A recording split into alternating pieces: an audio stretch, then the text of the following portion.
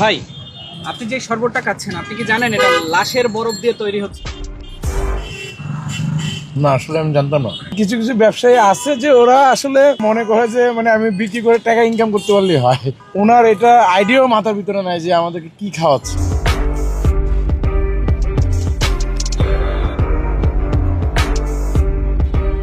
তীব্র গরমে হাঁসফাঁস করছে শহর, আর ঠিক তখনই ফুটপাতে পাওয়া যাচ্ছে এক গ্লাস শরবত মাত্র 10 টাকায়। সস্তা আর এই ঠান্ডা পানীয় যেন প্রাণ ফিরে দিচ্ছে ক্লান্ত পথচারীদের।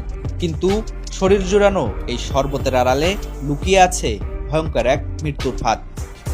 রাস্তার এই শরবতে যে বরফ ব্যবহার করা হচ্ছে তার উৎস কি? স্বাস্থ্যকর হিমঘর নাকি পাশের কোনো বরফকল, যেখানে নেই কোনো নিয়ন্ত্রণ, নেই কোনো স্বাস্থ্যের সুরক্ষা? বরফের সতেজতা একদিকে যেমন মাছের গাকে ঠান্ডা করছে, অন্যদিকে হাসপাতালের মর্গে মৃত্যু ব্যক্তিকেও ব্যবহার করা হচ্ছে এসব বরফ। আবার একই বরফ সেগুলো ফুটপাতের এই শরবতে ব্যবহার করা হচ্ছে। বরফ গলছে ধীরে ধীরে, কিন্তু সেই সঙ্গে গলে যাচ্ছে আমাদের স্বাস্থ্য সচেতনতা। ঠান্ডা শরবতের স্বাদ পেতে গিয়ে যেন হারিয়ে না ফেলি জীবনের স্বাদ।